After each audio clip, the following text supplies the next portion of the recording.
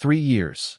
That's how long I stayed away from the ranch my father spent his entire life protecting. And when I finally drove back home, I honestly thought my GPS had taken me to the wrong address, because where my family's south pasture used to stretch for acres under the Texas sun, there was now a gated entrance with polished stone walls, a fountain shooting water into the air, and a sign that read Fairhaven Greens Country Club in shiny bronze letters like it had been there forever.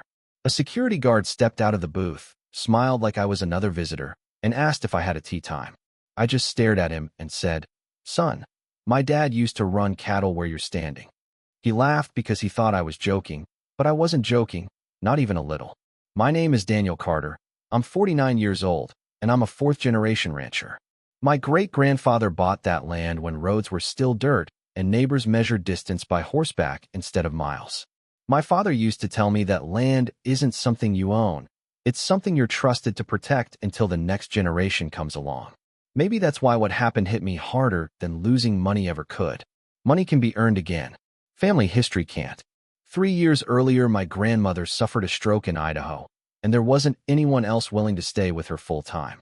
My dad had passed away only months before after battling cancer, and his will transferred the ranch into my name. I handled everything the responsible way. Property taxes were paid. Insurance stayed active. I hired my longtime foreman, Earl Jenkins, to oversee the cattle and fences while I was gone. Every month I'd call him, ask about rainfall, ask whether the North Creek had dried up, ask if the calves looked healthy. It wasn't easy being away, but family is family, and my grandmother needed someone. She'd sometimes wake up confused and ask if my father was coming by later. I'd tell her he probably would if heaven had decent pickup trucks. She'd laugh, then forget 5 minutes later.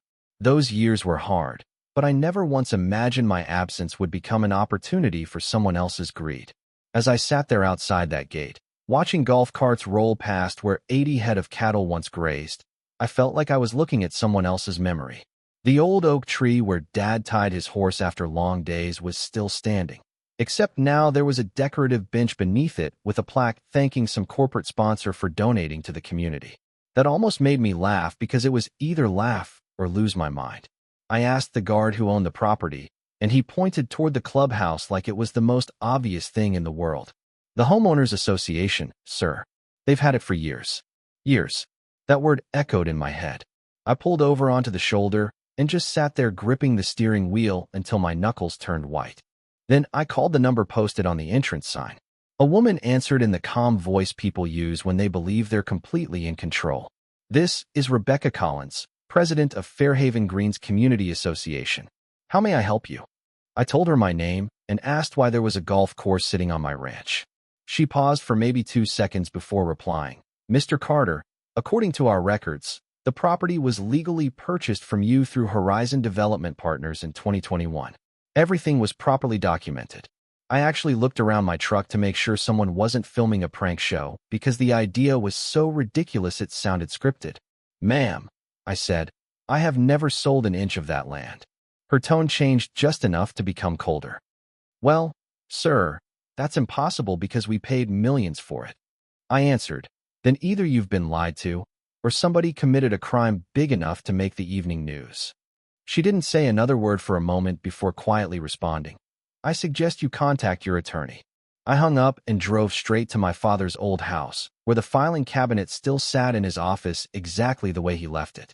Dust covered the handles, but inside every deed, every tax receipt, every survey map was organized in neat folders because Dad trusted paperwork almost as much as he trusted fences. As I spread those documents across his desk, I noticed his handwriting on one folder that simply read, "Never let them take what your grandfather built." At the time he wrote that, I doubt he imagined someone would actually try. Maybe he knew people better than I did, because before the sun went down that evening, I realized I wasn't dealing with a misunderstanding anymore. I was staring at the beginning of the biggest fight of my life.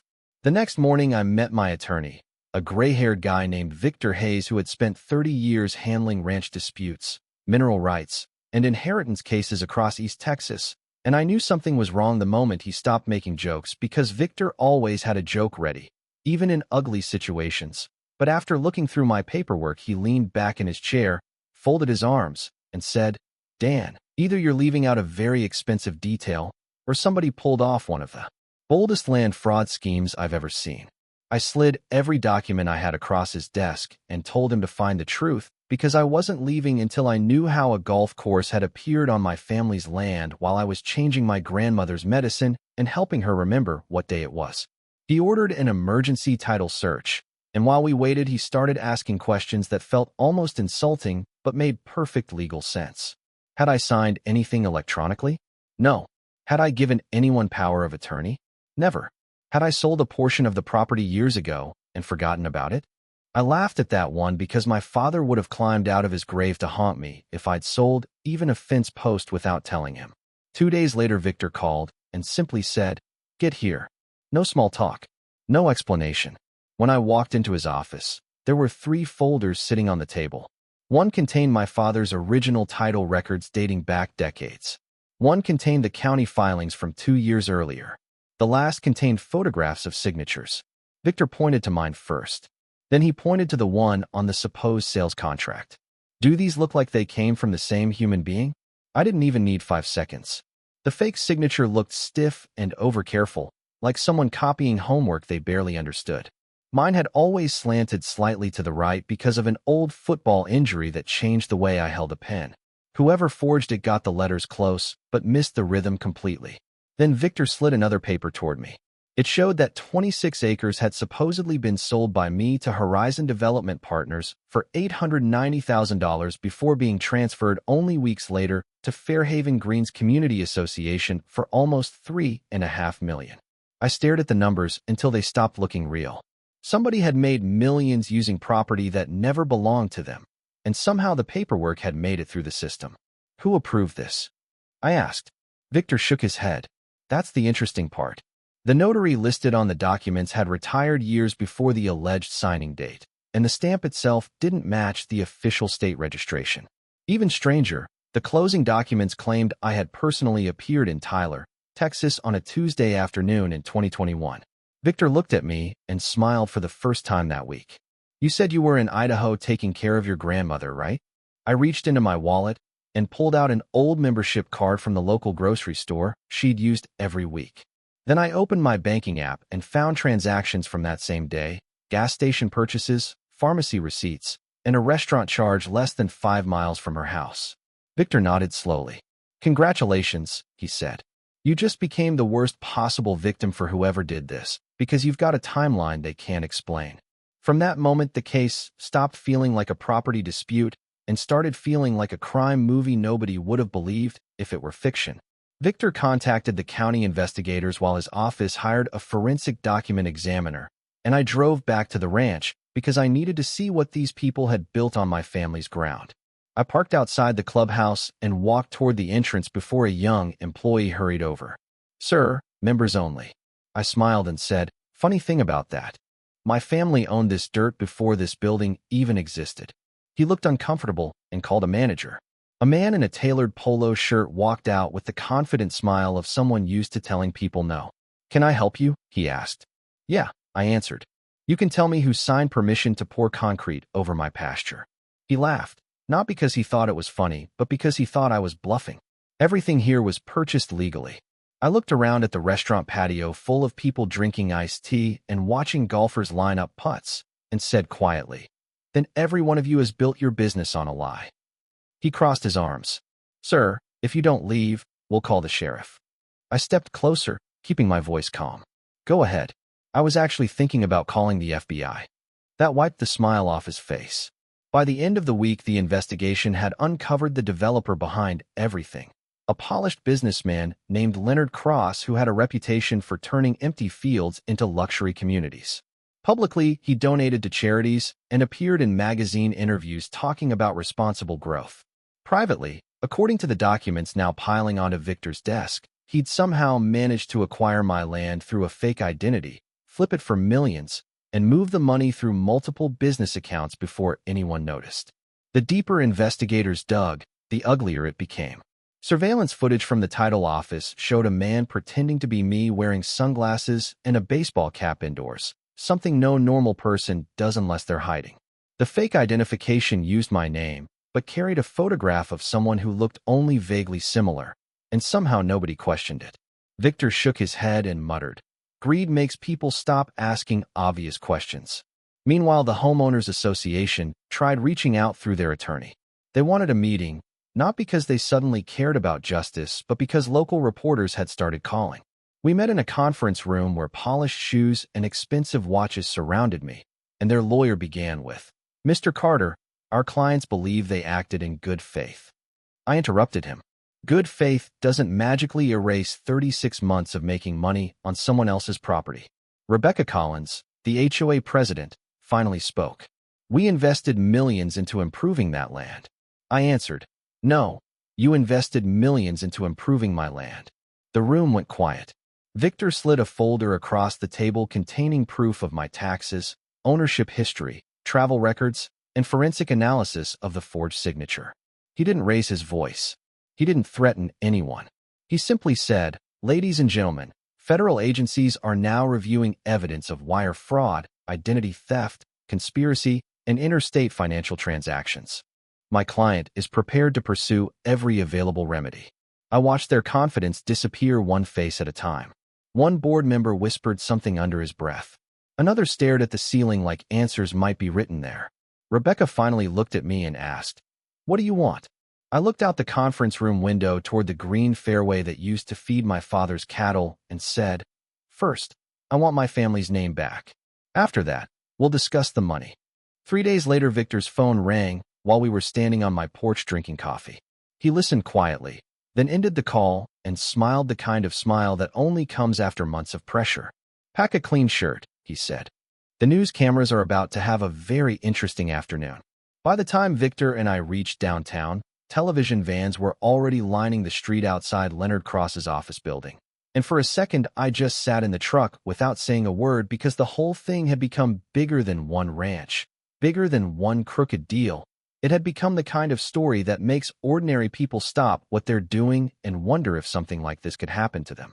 We stood across the street as federal agents walked inside, and less than 20 minutes later, Leonard came out surrounded by investigators. His expensive suit still perfectly pressed, but his confidence completely gone.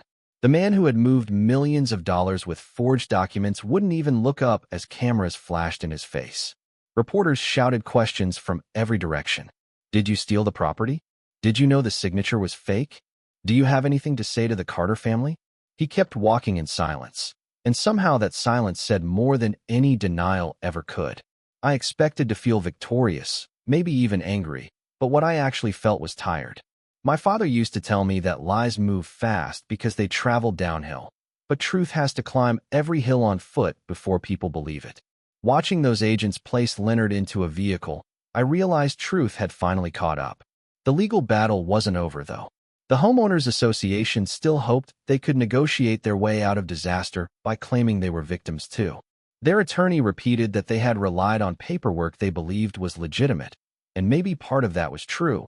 But Victor calmly reminded everyone that for 3 years they had operated a profitable business on land they never legally owned. Weddings had been hosted there, memberships had been sold, restaurant bills had been paid, tournaments had been advertised, and every dollar earned came from property that belonged to someone else. During mediation, Rebecca Collins looked across the table and quietly asked me, "If you win, are you going to shut the entire place down?" I thought about it longer than she probably expected. My father believed land should produce something useful. He raised cattle. Before him, my grandfather raised hay. Now, whether I liked it or not, hundreds of local families worked there: cooks, landscapers, mechanics, waitresses, maintenance crews, people who had nothing to do with forged signatures or fake closings. I finally answered, "I'm not interested in punishing workers for the decisions of executives. I'm interested in justice." That changed the conversation completely. Victor proposed a settlement that made everyone in the room reach for calculators. The association would compensate me for the years they had commercially used my property without permission. They would enter into a long-term lease with monthly payments. They would cover additional punitive damages, and any failure to honor the agreement would trigger immediate legal consequences that nobody at that table wanted to test. There were whispers, arguments, breaks for private discussions, and more than once someone suggested starting over in court. But every time that happened, Victor simply stacked another piece of evidence onto the table until the silence returned. Weeks later, The agreement was signed. Leonard Cross eventually admitted guilt on federal fraud and identity-related charges, and much of his remaining business empire was liquidated to satisfy financial obligations connected to the case. As for me, the first monthly payment arrived exactly when it was supposed to. I didn't celebrate with a fancy dinner or a new truck. Instead, I drove out to the old oak tree that somehow survived everything. The sponsored bench was still there, so I sat down and looked across the rolling grass where my father's cattle once wandered. Golf carts moved quietly in the distance, and for the first time since coming home, I wasn't looking at strangers standing on my family's land. I was looking at my family's land working for my family's future again. Earl pulled up beside me in his pickup, climbed out, and laughed. Your dad would have had something to say about all this. I smiled and replied, yeah, probably that fences are cheaper than lawsuits. We both laughed harder than the joke deserved, because sometimes surviving a nightmare leaves you grateful for even small moments of peace. People still ask whether I'd ever sell the ranch now. My answer is always the same. Every generation thinks it's inheriting land, but the truth is we're only borrowing it from the next generation. And if I walk away too easily, then everything my father and grandfather built becomes just another number on somebody's balance sheet. So the ranch stays. The memories stay. The lessons stay. And somewhere out there, anyone thinking they can erase a family's history with forged paperwork should remember one simple thing. Paper can be faked, but patience, records, and the truth have a way of showing up when you least expect them. Now I want to hear what you think. If you discovered that your family's land had been taken and transformed while you were away, would you fight to get every inch back, or would you take the money and move on? And do you believe the Homeowners Association deserved sympathy for being deceived, or should they have been held fully responsible for profiting from property that was never legally theirs? Share your opinion in the comments, because stories like this always divide people, and I'd love to know which side you'd be on.